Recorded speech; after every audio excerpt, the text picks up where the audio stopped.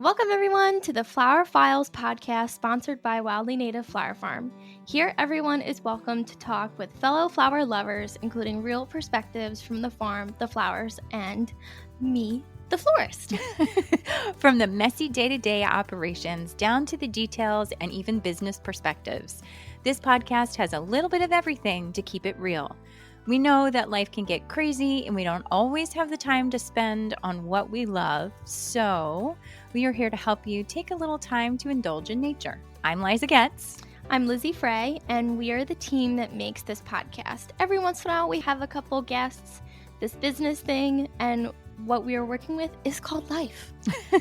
Join us as we walk you through how to think outside the box, talk from the farmer's perspective, have honest conversations about florals, and how to run, well, life.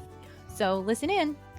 You can find us on Apple Podcasts, Spotify, in the podcast section, and any of your other podcast platforms. You can also find us online at wildlynativeflowerfarm.com, and in an easy way, you can look in the show notes, and all of the information will be right there for easy access for you guys.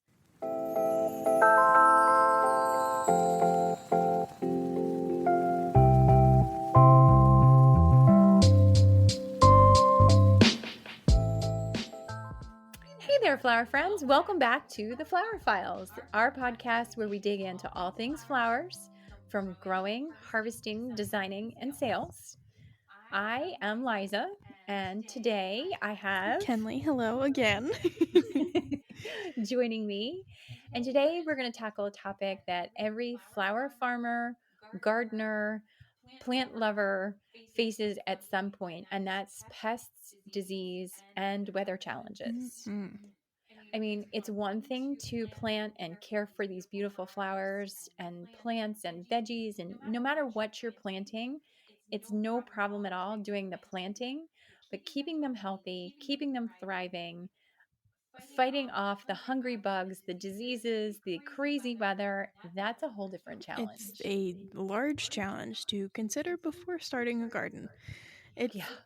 Just don't let it scare you, but take it into consideration that stuff can happen. It's another layer of care that's required. That's all there is to it. So it's real. Yeah, It's real. it is. So in today's episode, we're going to walk through common flower farming threats, how to prevent and manage them, and some tricks that we have up our sleeves to keep your blooms looking their best, no matter what Mother Nature throws at us. Grab your notebook, maybe a little bug spray. A little bit of bug spray. We're going to dig in. I think it's the trifecta. I really think these are the big three when it comes to growing flowers or vegetables or any plant. So you deal with it, even like in your houseplants, you deal with bugs and diseases. And weather. Yeah. And okay, you're probably sitting there going, how are you dealing with weather in the house? But I know it's going to sound stupid, but I had a plant that was underneath the it was underneath the air return for the heater, and it dried it out. It did not like being underneath that vent, and I had to move it. So that is a microclimate if you want to get technical, but it was a microclimate. As soon as I moved it away, all of the brown tips like stopped forming. Interesting. So I couldn't figure out what the heck, and it was fine for the couple months that I had it when the heat wasn't running as often. But I moved it closer to the window, so it was closer to the light because it was winter, not thinking about the air that was going to be blowing on it, and it was not happening. Maybe that's why my one doesn't look good. Yeah. I never take that into consideration because I'm like, oh, it's just like, no, that makes sense. It's a little extra air. It'll be fine. No. So, but when you're talking about things outside, you can't really control a lot of that. I mean, we try to. Yeah. We try to. We force the season. I mean, you could say we force the season, but you could also say, I think it's a little gentler if you say we put shoulders on the season. We extend by it. growing in hoop houses. The greenhouse is weather controlling because you're adjusting heat and temperature and kind of the same thing, but you're adjusting the heat and the humidity and Yes. all of the growing conditions for that. Mm-hmm. So you've got greenhouses, you've got hoop houses, and then the least control that we have, but still gives us a bumper, is all of our hoops that we put on Mm-hmm. out over our plants that are out in the field with all of the agribon. Yes. So that's a whole other layer system. of protection. It's not a Yeah. lot of protection, but it keeps the frost off of them, and I feel like the frost is what ends up hurting them the most. It keeps the frost off and it slows down the wind. Yeah. Oh, 100%. Yes. And that really makes a difference Yes. where they're not as burnt. Mm-hmm. But this year, I don't think it mattered what the hell we did, No. because everything just blew. I kid you not, it was probably like, I feel like it was like 3 out of the 7 days a week it was windy, like every single week. And I'm not just talking a breeze, we're talking like 40 to 50 mile Yes. an hour winds. Yes. And sustained consistently. Yeah. It's so frustrating. And where we live, we are, for those of you who are listening to us in a different part of the world or a different part of the country, so we're Maryland, but we are the better part of Maryland because we are the Eastern Shore. We're the better shore. But we are close to the Bay Bridge. Yeah. So that will actually get shut down because it's so windy. People aren't allowed to cross. Yep. And a lot of the times, if it's windy, they'll shut down high profile vehicles. But it was to the point multiple times this year already where they shut it down to all traffic. Yeah. All traffic. Cars, high profile, low profile. I mean, you're not allowed a bike on there, but I couldn't imagine trying to ride a bike across there. I've actually walked it. Yeah. I did the 10K thing, and that was really, really, really cool. It was really cool. And every time I drive across, I know the girder that I reached across to touch at one point, because I was like, you know what? I can do that. I've always wanted to reach out and touch one of the supports, and it's close enough that you could. Yeah, that's so funny. Every time I drive past, I'm like, oh, touch that one. I love it when people realize it's like, I have free will. I can do what I want. Yes. It was like, oh, I can do this. Oh, that was very cool. Yeah. Very, very cool. But I've been fascinated by how much that has been closed. Yeah. It's been a lot. It has been a lot. And then last year, it was so dry here. I mean, so dry. We're still almost a foot under in our water table. Yeah. It's brutal. It's bad. So the pests that we dealt with last year were unbelievable. Yeah, because everybody was thirsty. Everybody was hungry. They like, the leaves were their source of like nutrients and like sustenance. It was awful. Incredible. And things built homes in places that we've never seen before. Wasp nests on the underside of plants. In rows. Where it's like high traffic area. Because typically they'll try and stay out of like the rows in the field, because we're in and out of there multiple times every day of the week. And they didn't care. No, they were just, hey, we're building houses here. You better move. And we did. Don't mess around with them. And we did. We absolutely did. But it was a totally different growing style, practice. Everything changed last year. Everything. And the disease. Wow. Wow. But it was different diseases that we hadn't dealt with. Yeah. It wasn't, most of the time when we have diseases, it's because it's too wet. This was like, we had rust. I've never seen rust like that before. It was like everything, like all of the snapdragons. Incapacitating. Yeah. And it would like leave rust stains on the fabric. Yeah. You're like, what? Yeah. What? The snapdragon crop, the one crop was completely demolished. It was our last rotation, and we were hoping that to get us through like that weird time of year where like summer's starting to come in, spring's starting to die. Yeah. But it just, killed them. We had rust on there, and we had rust on the status too. And we've seen rust on status. Yeah. Like that's not uncommon, but just the amount. Yes. Crazy. Yes.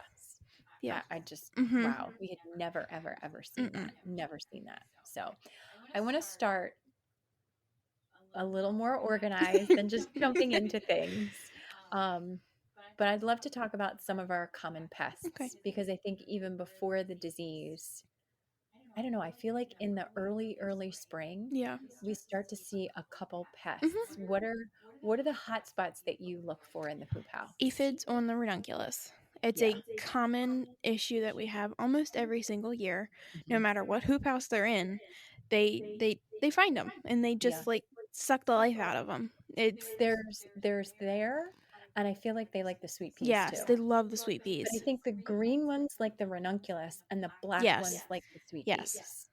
100%. So, and last year we even got to the point with the aphids where I mean we're growing them for the greens as well Mhm. as the flowers Mhm. because they're really neat, they're Yeah. whimsical, but we started stripping the bottom Mhm. of the sweet Yeah. peas off Yep. and just being like, nope, Yeah. not even going to try to mess It with that. always starts at the base on the sweet peas and they just like creep their way up. It's so weird. Yeah. Yeah, which like most plants that kind of happens to anyway, but it was just like they like swarmed around the base of the sweet peas and then like by the top, like the tips, you hardly saw any. Yeah. Yeah. But it was just so we just started stripping Mhm. those leaves off Which and is difficult to do removing on them. sweet peas if you know Yeah. anything about like pea structure and how that Mendel's peas, not those. I looked at her after I said that. I was like, "Oh, that that doesn't sound right." Pea plant structure, their stems snap so easy. So it was a long process, but I think it helped.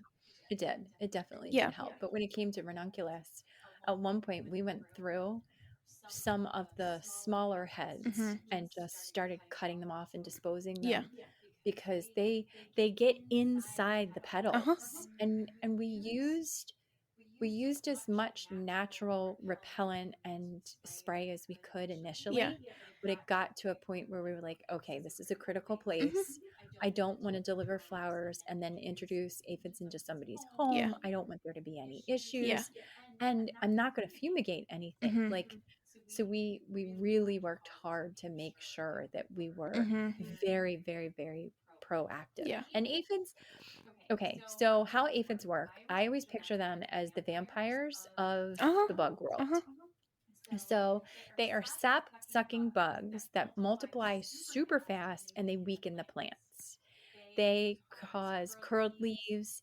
They, as they suck the juices of the plant in, their excrement is called honeydew and it leaves this sticky residue, Mhm. It's so which ugh. it's gross, Mhm. and then you end up with sooty mold because that gets stuff stuck to it and then it starts to create this mold and it's black Yeah. and ants like them, so the ants are crawling all over the stems. So what do you do about them? So you have a lot of preventative, Mhm. you have a lot of monitoring, Mhm. and then how do you fix it when you have them? So you can use insecticidal Yeah. soaps, which is great, but you have to be careful that you apply that early in the morning so you don't accidentally burn the Yeah. plant. Same thing with neem oil. Yeah. Any of those type of things, Mhm. you have to be really, really careful with that you're not frying them. Yeah. And we've had really great success just blasting them off with water, Uh-huh. like just soaking the plants Mhm. down and down and Mhm. down. So I liked going through with a soap, getting everything soapy, Yeah. and then rinsing everything off. Mhm. So Yeah. that seemed to work really well. Ladybugs are natural aphid predators. My only issue with those last year is we had so many aphids because it was dry. They Yeah. had just exploded. Yeah. You've got a little bit of a lag time Mhm. in there Mhm. and we were still cutting. Yeah. So it was like, Yeah. how do we do this? Yeah. So It we've got a daily monitoring Mhm. program now Mhm. to try to figure out, okay, what are we Yeah. doing and how is this Yeah. working? And I think this year too, before I even start to see pests, I'm just gonna start naturally the most organic spray I can find, just preventative, just to Yep. help deter them. Just Yeah. that soap, that insecticidal Yeah. soap, just keep washing them off, Mhm. washing them off. I'm looking at you, Dawn soap. Yeah. And then another insect that we deal with, especially because we are flower farmers, is thrip. Yeah. They are teeny, teeny, tiny, It makes almost my skin crawl microscopic. thinking about Yeah, them. they're so Yeah. they're those little bugs that when they get on you, you don't necessarily see them, you No. feel them Yes. moving your hair. Yes. It's I there's don't mean the hair on your head like your arm hair. sometimes they get like in the edges of your scalp and you just need to like take your head outside and like take your whole body, but like put your head outside and just That's why I wash my hair yeah, every day. uh-huh. Yeah, the Yeah. scabiosa that this past year in the hoop house were covered in thrip and the Yeah. dahlias. Yes. And thrip carry a ton of disease. So they just short petals and they cause all kinds of streaked flowers. So we have yellow sticky traps, which we're going to actually put out this year. Because I did a little research. We're trying to be as natural and organic as possible. So we've got the sticky traps. We're going to set them strategically throughout to look. And then we've got neem oil. And the biggest thing with thrips is keeping the weeds under control. Yeah. Because they really were attracted to thistle. And we had an issue with the back section. Yeah. And thistle for us was an issue where it was coming up amongst the other plants. Yeah. And you can't dig it out. No. Because if you dig it out, you're going to interrupt things. So Kenley was our hero. You want to talk a little bit about how you dealt with that? Have to take a little bit of the spray that you mix up and you literally paint it on the leaves. Just because like you spray, you can't target it well enough that it won't kill other stuff around it. Because like if it comes up in the lisianthus, especially this time of year, those lisianthus plants are so little, it would splash all over them and kill them instantly. And I know it's like, oh, well, you have broadleaf spray, then you have this like different types of spray, but thistle spray kind of like is very specific. Yes, and it takes it out. Takes it out. And thistle is so invasive. Incredibly invasive. You see one, you're gonna have 50 more in the week. Like it's and they multiply underground with their roots. It just creates such an issue. Yeah. So it's so much easier to just treat the 1, 2, or 3 that you may see with absolutely so targeted. Yeah. Just a little bit of a paintbrush. Yeah. And I know it sounds stupid, but it's what has worked. It works. It works. It's a little bit time consuming, but it will save you so much time trying to fight it later on. Because you spray it, it kills the roots. It kills the other ones starting to come up. We have dug and dug and dug and dug. Well, their roots are like 3 feet long. It's brutal. And you dig up one and literally, as you said, 3 feet away, there's a whole other patch that's starting. It just... And if you hit it with a rototiller, the roots get chopped up, and now you've got it everywhere. And it's like Johnson grass too. God, dig it out and spray it. It's awful. Yeah. How many shovels? And I am not kidding. How many shovels have we bent digging Johnson grass out? 5 at least. I'm not kidding. And that's just been within the past 2 years. That's not like... That's like crowbar. Yes. There's a special... It's almost like an anvil crowbar. Like you get it and you pop it out, and grass is terrible. And if grass like that is in a place, we have found that we just get Will and the box scrape on the back, and he lowers the teeth on the box scrape for a couple of them, puts it over it, catches the edge, and just yanks it, and that just flips it out. I mean, so weeds are really, really, really important to make sure that you're managing them, not just because you want it to look pretty, but because it actually helps everything be healthy. I would say they introduce other diseases and pests that like you wouldn't even think that like it's like, oh, it's just a weed, but no. Certain things are attracted to that certain weed, and you like, oh, okay, yep, they're here. Go away. So I feel like spring is aphids and thrips. We see a couple whitefly, but knock on wood, we have not had much of an issue with those. No, whitefly I feel like was more in the dahlias, but then we got that under control pretty quickly. I feel like whitefly are one of the easier ones to deal with. They're different. And mealybug is another one that we haven't seen a lot of. Don't jinx us. I know. I know. I feel like mealybug too is more towards houseplants. And I also have found, and you will definitely be able to agree or disagree with this statement, but I feel like when we first started, we had small rotations of small groupings. We were growing less, but as we've grown and we've gotten larger blocks, so instead of having 60 zinnias, now we have 600 at a time. I think our disease and insect pressure has increased because there's more things. There's more of a habitat for those pests that come. They can actually survive and not because I'm not kidding. We have maybe 1.5 rows of zinnias every rotation, and I think we do 3 rotations of zinnias a year. So that's over 800 plants. because it's 600. Yeah. What is it? 630 holes Yeah. in 100 feet. So Yeah. no, that's over. That would be closer 1,200. 6. Yeah. I mean, that's the level that we're growing. So, I mean, that's a lot of habitat. It's a That is lot, a and lot of it's like habitat. I feel like zinnias are one because once the second rotation's in, the first rotation's still there. It's like we don't pull it out immediately, so Mm-mm. it's like double the amount of Mhm. what was there, and they just the pests multiply Yep. very 100%. fast. 100%. And then summertime, I think that's when the Japanese beetles really, Gosh, I hate really. them.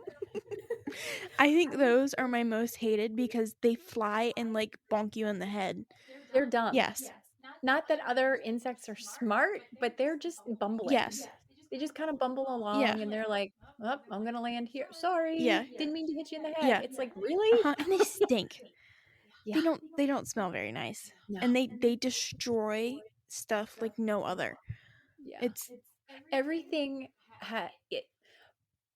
pests either bite, suck, or chew. Yeah. So they chew. They chew, they just destroy. Yeah. And I feel like too pests are very like, oh, I like these certain plants that you're growing. Japanese beetles don't care. They get on everything. Yeah. Everything. Although they haven't touched the eucalyptus. No, that's about the only thing that doesn't. That's one thing that we don't have a lot of. Knock on wood again. God, I'm jinxing us. Oh my God. Yeah. No. And Japanese beetles, for us, yes, we have the beetle traps and we move them away. But some of our best treatment of them is a bucket of soapy water. Yep, you go through grabbing them with gloves on. It's so gross though. I hate that. Still feel their I was little gonna say I legs. hate that feeling of a bug moving in my hand. Ugh, hate it. ugh, ugh. And they totally skeletonize the plant. Oh yeah. They'll like chew down, like they'll chew like around the veins. It's weird. Yeah. Super strange. Super. Now, some people use row cover. That's to prevent that, but I struggle with that because our stuff is so tall. I was gonna say our rows would have to be taller than me. Yeah. In order for that row cover to really work. Yeah. So I think row cover works probably more in the vegetable world. Yeah.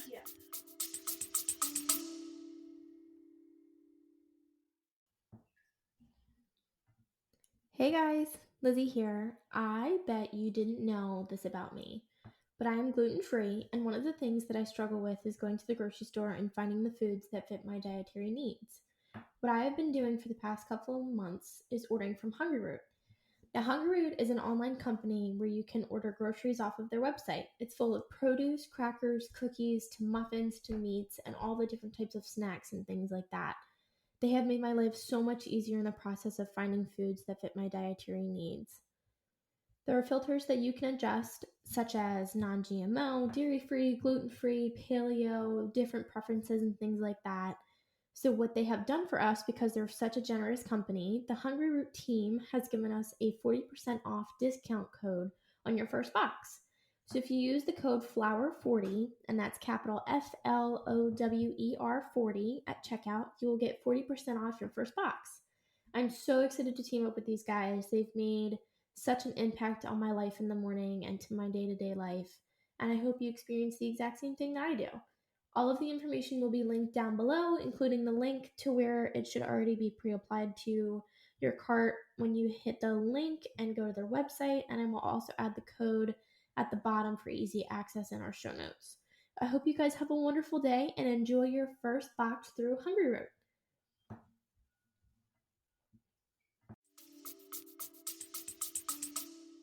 But I don't think that's a realistic approach for us in the flower world. I'm trying to think if like any of them that we could use it on. It's like maybe the short stuff, like maybe snapdragons. I mean, we do protect the dahlias. They have their little silk bags. Yes. Yeah. But we're going to try the molasses trip this year with those. Yes, I'm excited to try that. So if you don't know what that is, we saw a couple videos on Instagram, TikTok, Facebook, wherever it was, one of the 800 social media platforms. Yeah. This lady has never had issues with just insects in general. chewing the dahlias. Insects love dahlias. So she takes molasses. I'm not sure what the ratios are. We have it written down. Yeah, somewhere. Yeah. Um, she takes molasses, dilutes it in a gallon of water in like a sprayer, and she sprays it all over the dahlias, like I'm just gonna say head to toe, but bloom to root. Mhm. She sprays it, and it makes the sugar content too high for the insects to be able to eat them and enjoy them pretty much. I am so excited about Uh-huh. that. I'm so Mhm. excited. And I would think every time there's rain, you have to reapply, Yes. Yeah. which I get. And But she said like I'd rather do the that. sugar content, like the more you spray, she says like when she first starts out, it's like once every 2 weeks, and the more you spray the molasses on them, the more the plant takes it yes, I was in, gonna say the sugar content continues to build on top of itself. So we which will is come back in the summer and tell you if that works or not. yes, I'm super excited Uh-huh. to try that. And I'm curious, is it just dahlias? Yeah. Is there other plants Yeah. that would work for? Like, Hmm. I don't know. So we're gonna Yeah. experiment. Uh-huh. Science. Yeah. So, and I think we would be remiss if we didn't call out. I almost said count out. We could count them, but call out our four-legged fuzzy friends. Caterpillars? No, four-legged. Four-legged. What kind of caterpillar I, am I meant I don't know. to Hold on. I was thinking fuzzy. Deer, rabbits, Oh, groundhogs, foxes, like that kind of fuzzy. Yes, mammals, yes, mammals. Yeah. God, my brain was not there. What kind of caterpillars do you have in your yard? Oh my gosh. I mean, caterpillars. Yeah. Okay, so some caterpillars. I mean, we just know that we're gonna get, Yeah. and I'm okay with that because I love butterflies. Mhm. And people don't always understand the interrelationship between Yeah. caterpillars, butterflies, and moths. Uh-huh. They're gonna eat things. Sorry. Yeah. And I'm okay with sacrificing certain Mhm. things, but other things, oof, Yeah. no, Yeah. If you want absolutely not. more swallowtails, we learned that they love dill. Oh Love yeah, dill. So you can plant that in your garden. You'll have more swallowtails. and they're so amazing. Uh-huh. You touch them and they get their little horns going, Mhm. and I love swallowtails. Those larvae are so Mhm. satisfying. I like those. Those can crawl in my hands. Yeah. I still like. Ugh. Really? I just something about it. Yeah. They've got little sticky feet. They Yeah, kind of that like what hang. freaks me out. Uh-huh. Because like worms don't bother me. Worms don't bother me in the slightest. But anything that has feet and they like, I can feel the individual like, can't do it. Nah, I'll collect them for you. No problem there. No problem. So deer and rabbits are absolutely a pest. They are a Mhm. bigger pest, but man, they are just as destructive. Yeah. And I feel like deer sometimes may not even eat the whole plant. What gets us is sometimes they just go down a row and just taste a whole bunch of Yeah. things, nipping off the Yeah. buds. Well, dude, that screws Mhm. us. And deer are destructive not just to the plant, to the infrastructure you have around your plants. They will rip through your electric fence. They will rip through the netting. They will dent your fence because We've had body prints. yes. It's like I wish we had a camera out there to like watch the deer at night just to see how stupid they are. Oh my Uh-huh. God, dude, it's the same fence during the day as the Uh-huh. night. Like, what are you Uh-huh. doing? Or I often think we have a bigger issue with that when hunting season Yeah. starts. Yeah. So I think they get spooked Mhm. and they start to run and they either forget or they're new to the area because they've migrated or I try to be nice. I don't know. There's been a couple of times we walked out and it's literally just like dented in like the shape of a deer and you're like, what the It's a body print, Uh-huh. literally a body Uh-huh. print. And the other issue that we have is foxes. Yeah. And I know most people scratch their heads and they're like, why do you have issues with foxes in the flowers? Well, the foxes run through, and it's not that they're not eating No. the plants. No.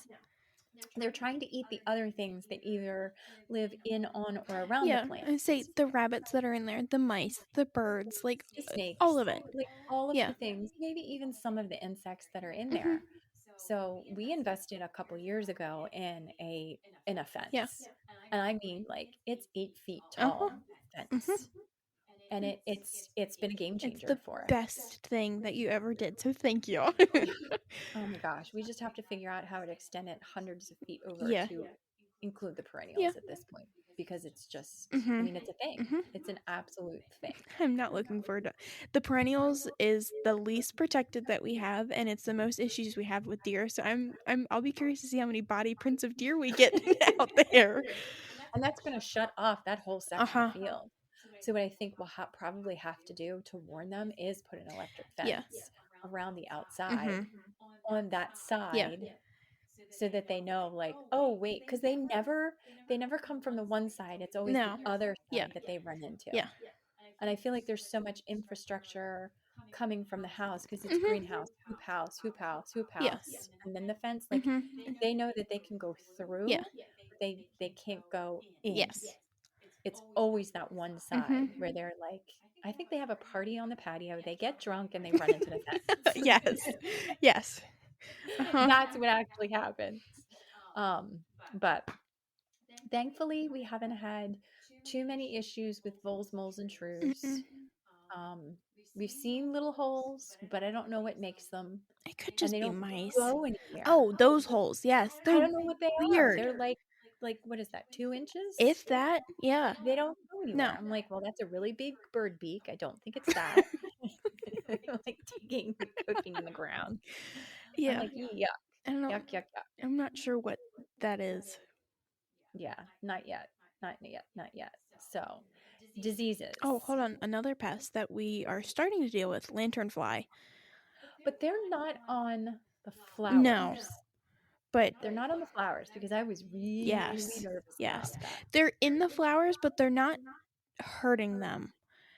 I've definitely seen them, like, we'll just be like doing our thing, cutting flowers in the morning, and They love they're there. thistle. They love thistle. Do you remember that last The year? what? The thistle. Oh, the thistle. They Yes. were all over the thistle. Yes. That was definitely interesting. Yeah. It's insane, Mhm. insane, insane, insane. No, but So, that's just, if you're just listening to this and you don't know what lanternflies are, please look them up, and they will kill your trees. Just yeah, do your best to like start to make sure be they're not proactive there. with them. Yeah, they're jerks. Yeah. They're absolute jerks. No thanks. So, all right. So let's jump into diseases real quick. There's a couple. I mean, there's lots of plant diseases, but I feel like there's a couple that we really deal with and Mhm. look at. Because past the pest diseases they're they just quietly creep in and destroy a crop. I mean, we Mhm. talked about the rust already. Yeah. And it's not as, I don't want to say it's not as visible, but Sometimes it's not, because sometimes it's in the roots and like under yeah, the soil, and you're like, "Oh, that plant looks funky." And then you're like, "Oh, there's like 12 plants that look funky." And then it just like slowly starts to multiply.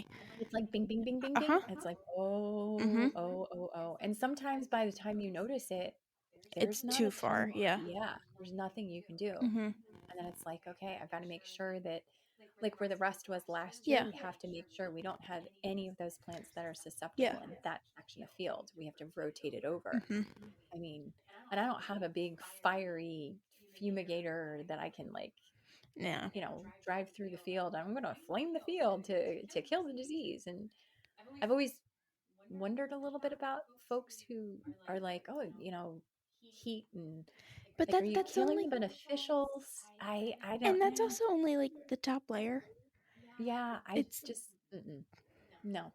So the best thing if you have disease is removal. Mhm.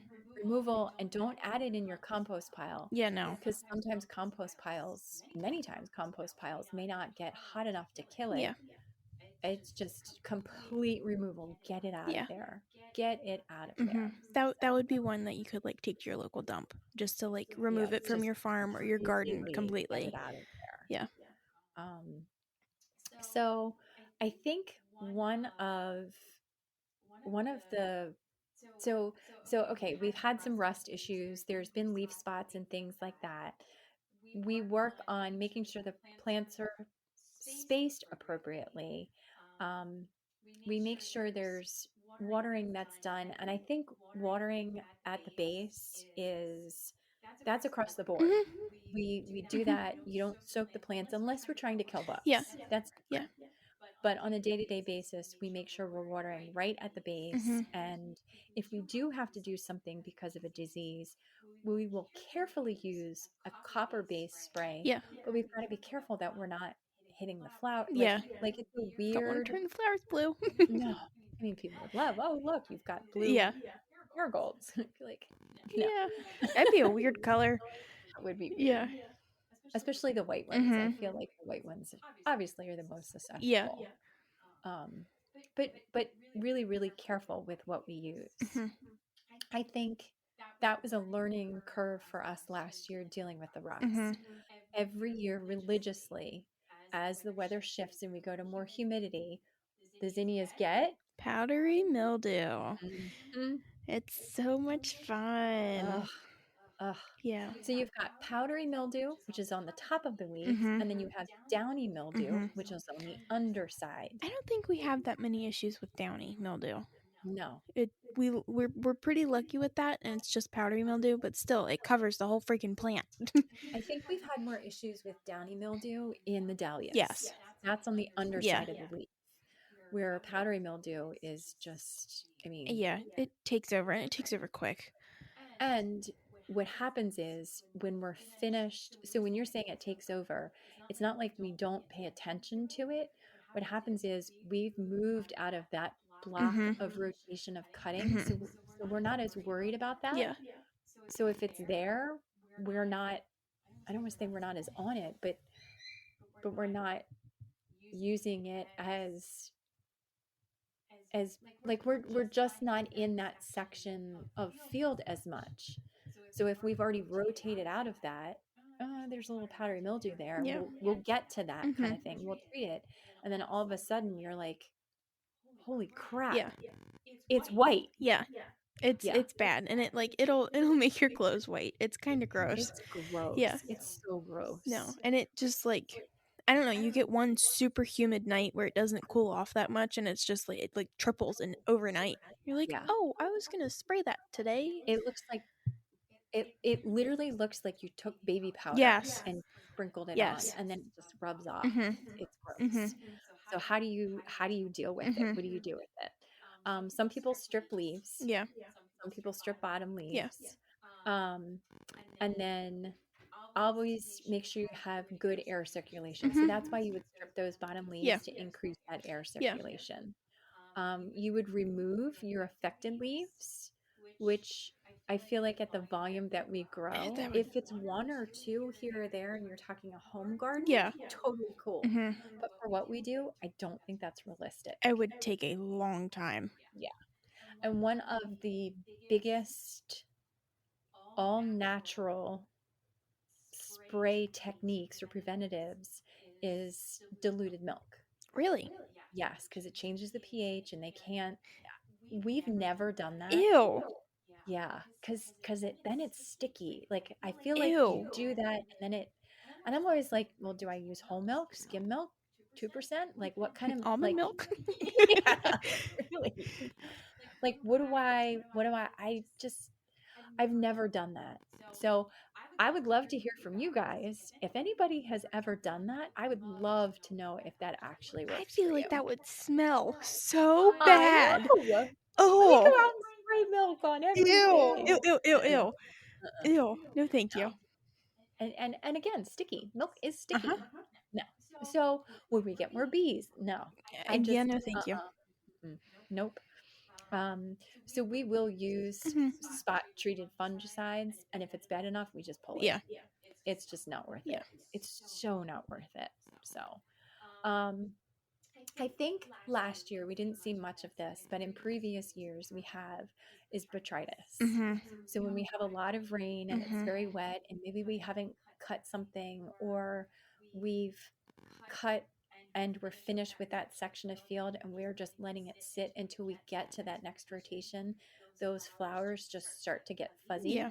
And they get that fuzzy, you Yeah. touch it and it goes it's gray mold. Yeah. Basically. Yeah. It's a spoilage kind of Mhm. mold. Um It's a fuzzy mold. You find it on petals, especially in damp weather. Yeah. And the biggest thing to fix it is remove those infected blooms.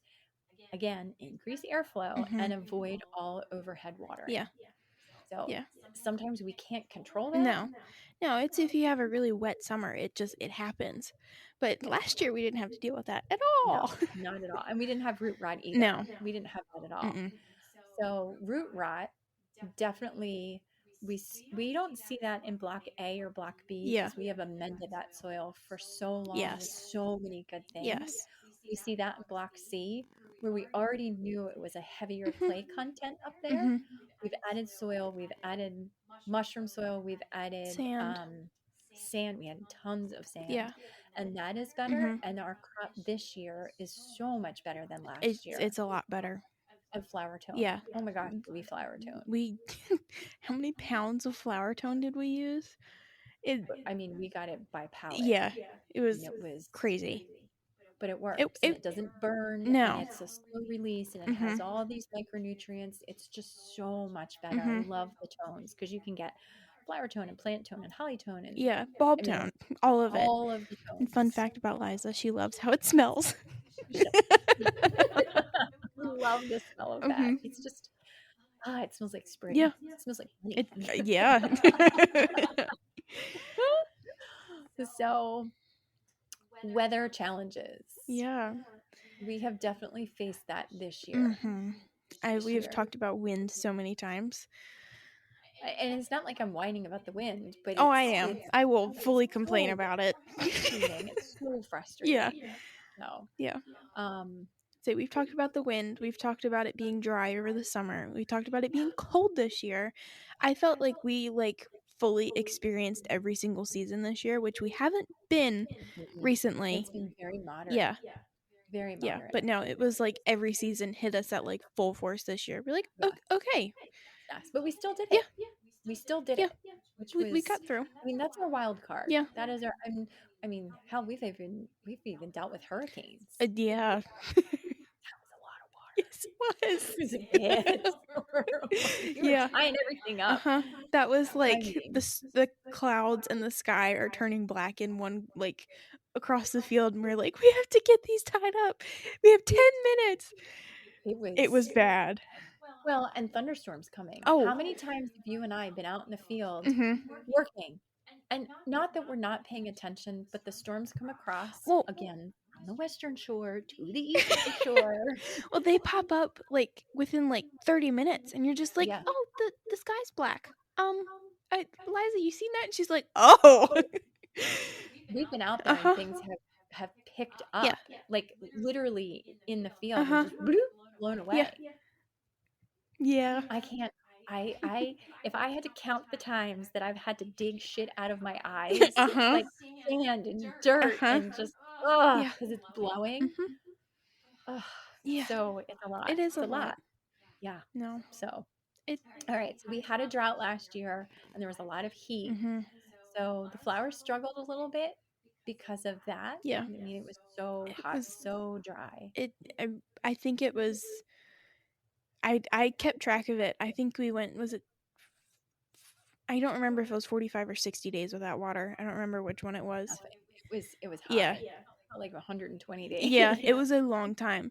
And it was every morning me and Liza would trade off, and they're like, I'll do this in the morning if you do this in the afternoon. And evening. I took a lot of the evening, sorry, not afternoon. Yeah.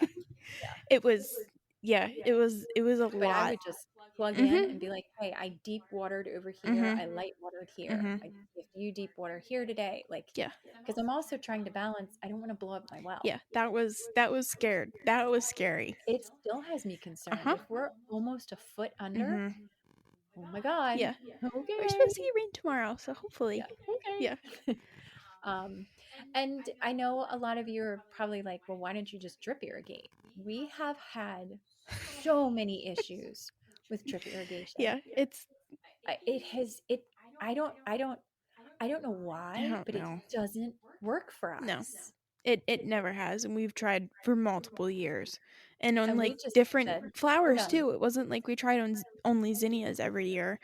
It was the infrastructure for it. We've had the infrastructure. We've done the drip irrigation. We've laid it out. We've pulled it. There's always something that chews it and breaks Yep. it. So we learned not to put drip irrigation underneath Mm-hmm. anything, Mm-hmm. because if it's underneath, so we lay fabric out. So you prep your bed, you put your irrigation down, you put your fabric down, you plant your plants, and then in July, when they're up to your chest, something has gone underneath and chewed it. You have to repair it. How the hell do you get to Yeah. it? And now you've got a section of field that is blowing Uh-huh. water. That was so frustrating for us. Mm-hmm. So then we went to, okay, we're going to put it on top Yeah. so then we can see it, Yeah. because the plant shades it out. It's not, it's Yeah. direct to the roots. It's everything's fine. So we would prep the bed, lay out the fabric, put out the drip irrigation, pin the drip Mm-hmm. irrigation so it wasn't blowing away or moving. Mm-hmm. Then the plants would grow up. We still would have a hard time with stuff chewing the line. Everything would chew it. I just, Yeah. because animals were crazy for water. Yep. And I was like, what do I mean, it was squirrels, it was mice, it Uh-huh. was shrews, not shrews. What, there were other little things. There were foxes. Yeah. Foxes I would say would the dig foxes it would out. dig it out and then just like run through it and drag it with them. Yeah. It was. And it would break stuff. Uh-huh. It just, no. Yep. Absolutely not. No. And Kenley and I have, I mean, how many times have you and I talked about, do we just lay PVC that's graduated Yeah. from one end to the other, Mm-hmm. graduated hole wise, have larger holes at the end, smaller holes at the beginning. Yeah. So it's a more consistent watering down the row, Yeah. and then pick it up and rotate it, Uh-huh. because then we can connect it to hose. I don't know. Yeah. Just something where it won't break easily. And it's like you can't use metal either because the metal would get freaking boiling hot. Yeah. You'd, And it would be heavy. yeah. And I just, Mm-hmm. we have been frustrated with, oh, just irrigate. And we can't overhead water. No. You cannot overhead water. I take that back. We overhead water sometimes early spring when we've just planted a new block. Yeah. And see when the plants are little. But like when they're midsummer, tiny, no way. we can't do that because it'll, for one, kill the flowers. If water sits in the flower, like in the blossom or bloom, it will just boil the water on the flower and leave marks everywhere. Yep. It's like a magnifying Yeah. glass. Yeah. And two, we have so much stuff interplanted with each other because once one thing is done, we rip it out and replant that row. Yeah. It's so not worth it. Yeah. It just no. So I have big, strong arms because dragging hoses everywhere. Or that's practically half of my job in the summer. I low-key always feel like I'm cool. I could be a fireman because I've got like my little garden hose over my shoulder, no. and I'm like dragging it around, and I'm like, after 45 minutes of it, I'm like, nope, not a fire person. No, I know. No. So we've talked about hurricanes and too much water and getting ready, and then we've talked about the dry. I think the other thing that we struggle with sometimes is there's this projected, your last frost date Oh is, yeah, no. It's never correct. It's not. So you get these late spring frosts and it's like, yeah, holy it's like crap. we'll go like almost a month without a frost and then it's like middle of April and it's like, oh, that's the ground is white. Why?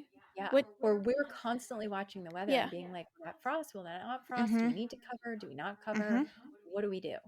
Yeah. What do we do? So that agribon, those real light layers, the first year I grew all by myself, nobody was helping me. It was kind of like I was playing. It was 2016 before I was like official. Yeah. I was like, why did people buy this agribon stuff? I'm just going to get like a sheet and throw it over it kind of thing. Like I didn't. But constantly trying to figure out, will that be a frost? Will it be a killing frost? Is it a light frost? Yeah. Is it, what do we do? Yeah, because like frost can happen above freezing. It's not just like, oh, it's gonna dip below 32 tonight. Maybe I should like. No, I think it's 40 and below, but it's the ambient day temperature and what's the light and when's your dew point and So trying to figure that out.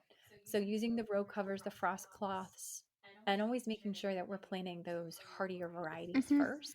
That really makes a difference. Yeah, because things like snapdragons, they are grouped into sections of when they like to be planted. They're grouped 1 through 4, and 1 is the most cold tolerant and 4 is the most warm. Like they like the warm. They don't like being cold. Mhm. So definitely. And if you want to learn more about that, you have to stay tuned for our this is like me letting the kitten out of the bag, Yeah. not the whole cat. Yeah. But we Oh my gosh. um, but we will be releasing in very late April or the beginning of May, depending on how it goes, because we're working so hard behind the scenes on Mhm. this. Our first course that is an in-depth dive on the top 10 flowers Mhm. that are grown for cutting. Mhm. So if you want to learn more about the 4 different types of snapdragons, there's a whole section in there on that. Yeah. So Mhm. there's a little We secret definitely that I shared. knowledge dumped in that. It is Gosh, insane. it's so thick. Mhm. It's taken us months Yeah. and months and months and hours Yeah. from all the perspectives. And Uh-huh. I think that's what makes it Yeah. different is here's the perspective on how to grow it. Mhm. Here's the perspective on how to condition it. Yeah. Here's the perspective on ways to arrange with it. Mhm. Like Yeah. it's got all of the And we perspectives talk about in money one too piece. in it. Mhm. Absolutely. Absolutely. Yeah. Because although we love what we do, we also are looking to make a profit. Yeah, and I mean we have to. Yeah. That's the reality of you running a business is it, money money's Money, money. money, money. Uh-huh. Yeah. So, but last but not least, we touched on it a little bit, but we've talked about wind, but also thunderstorms. Yeah. So, why do we tie things up? We tie things up so that they're not snapped Mhm. and broken. Mhm. I mean, we still deal with Yeah. that. Um, and there's different techniques. Some Mhm. things we use netting for, Yeah. and some things we just put stakes in and we put string around Yeah. and keep it upright. Yeah. So there's definitely different techniques Mhm. for it. And if you've ever lost an entire row or crop or section to hail, you know how brutal a hailstorm can be. Yeah. So, Yeah. so trying to be proactive in planning for that, Mhm. hail is tricky.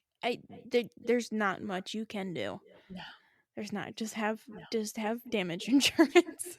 Yeah. Well, and that's a good point, Kenley, Mhm. because crop insurance is really funny for Yeah. flowers because most crop insurance is set up for Yeah. consumables. It's set up for And corn, see- soy, and wheat. and it's set up for people growing on hundreds and hundreds of acres.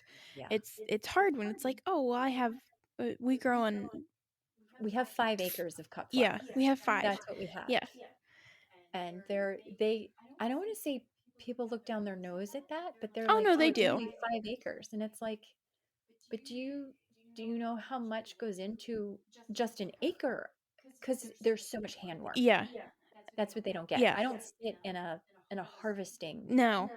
We don't tractor. Like there's no no, I combine. say we don't get to sit in a combine and just ride around and harvest everything. It's No. 5 acres doesn't sound like a lot, but and think about flowers. Don't think about like wheat where it's like, oh, every acre of wheat you get so many bushels of Right. wheat. It's Right. not like that. No. No. And within those 5 acres, Mhm. there's micro crops. Yes. Okay, we've got 600 zinnias. Okay, we have hundreds of peonies. Yeah. Okay, but those are all like Hundreds of peonies. I Hundreds know, of I love that. I feel like such a big girl. Uh-huh. Yeah. Now, And we plant how many more peonies are we planting this year? 120. Oh, that's all? That's it. But Okay. that's also a lot. I know. Okay, calm down, Liza. It's 120 peonies is a lot. I know, I'm so Uh-huh. excited. Yeah. Okay, I could talk about this for the rest of the Yeah, me day. too. So, because I low-key love bugs. She does. Every time I find a cool bug, I either take a picture of it or I grab it and show it to her. Like, look what I found. I'm like, ooh. Yeah. Yeah. So low-key bug freak. I actually had considered entomology as a career path because I just thought it was cool. Yeah. But I was like, but I like growing things. Yeah. So I was like, I can grow things and attract the bugs. Yeah. And so, yeah. Yeah, you got the best of both worlds. Oh, and caterpillars. Bring me your caterpillars. Mhm.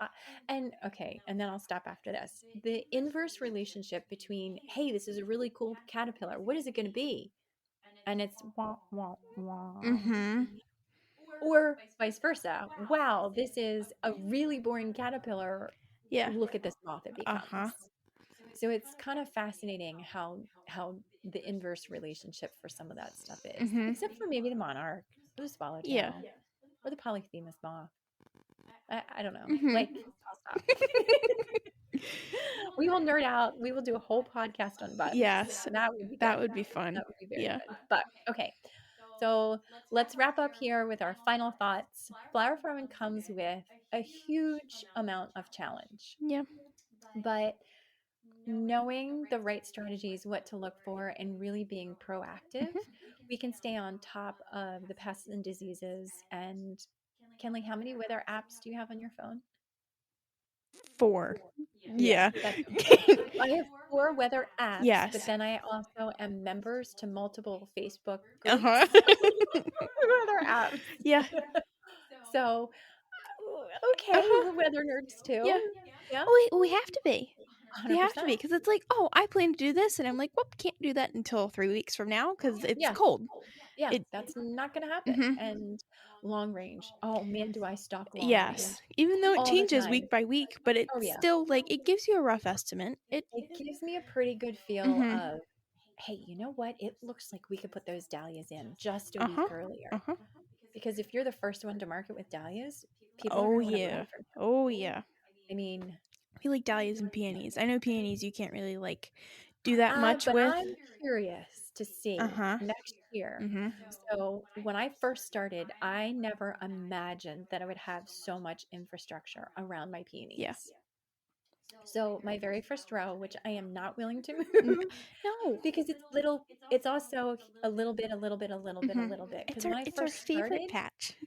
I didn't have a ton of funds. So I really I made the investment in peonies my first year. And it's like 20 of this, 20 of this, 20 of this. Mhm. What do we have? 6 or 8 varieties in 100 feet. Yeah, about that. So what's going to happen next year is we're putting up the other hoop house. Mhm. So those peonies are going to be sandwiched between those hoop houses. Mhm. I bet you we'll get those earlier Oh yeah. than the ones out in the field. Oh yeah. I am so excited Mhm. about that. Mhm. Because peonies are hard. Everybody raves over them, but they kind of all bloom at once. They do. Yeah. They do. They come in and you can season extend. Mhm. You can, yeah. We are going to do a whole episode on peonies. Mhm. Stay tuned for stay that. tuned for that. Mhm. Okay, so key takeaways for today. Check your plants. Just they're babies. You constantly have to check them. Yeah. Look for pests and diseases. Encourage your beneficial insects, Mhm. ladybugs, lacewings, pollinators. Mhm. They are your best allies and they are going to be your best indicators of things that are in, on, or Mhm. around. Make sure you've got good spacing. That Yeah. airflow really, really is important. Mhm. That is so important to prevent diseases. And just be weather ready. Yeah. You know, don't be reactive as you see things are growing. You've got Yeah. your stakes in, put that extra line Mhm. on to make sure Mhm. that it has the support, Mhm. or drop that netting Yeah. that you need, or whatever it takes, but try to be proactive, Yes. not Because reactive. we even struggle with being proactive, because it's like, okay, we're gonna get this done, and then something happens. Yeah. It's definitely do it in advance and don't be like us sometimes. Yeah. Yeah, I feel like we're most like reactive with wind. You have to be. Yeah. You have to be. Yeah. I mean, I have spent time at night in the dark Mhm. with a post hole pounder putting burlap up, Yeah. trying to just slow the wind down Yeah. over certain Yeah. sections with zip ties. Uh-huh. I mean, it's not it's Yeah. it's hard. It is hard. It is Yeah. hard, but it does matter. It does. And it makes a difference. It does. Yeah. It really makes a difference. So, at the end of the day, growing flowers is all about being flexible, Mhm. working with Mother Nature, not against it as much as possible. You can trick her sometimes with our hoop houses. But every challenge that we've risen to, it's taught us something else about how to do it better for next Oh year. yeah, At 100%. least. it's always a conversation, like middle of the year, end of the year, between the two of us. I want to do this different next year. It's like, Yeah. okay, Yeah. yeah, Absolutely. Mhm. The whole way around. So, but enough from us. I'd love to hear from you guys. What is your biggest challenge that you faced in your flower growing journey? What are some of the creepiest things that you've dealt with? What are some of the things you don't like crawling on you? yeah. So tag us in Instagram at Wildly Native Flower Farm, reply to our newsletter, send us a message on Facebook. Again, you could always send me a cute puppy. But send us your best tips for managing your farm challenges. Mhm. And as always, if you enjoy this episode, don't forget to subscribe, like, share, leave a review, do all of the things for us because we love doing this. Mhm. And until next time, happy growing. Bye.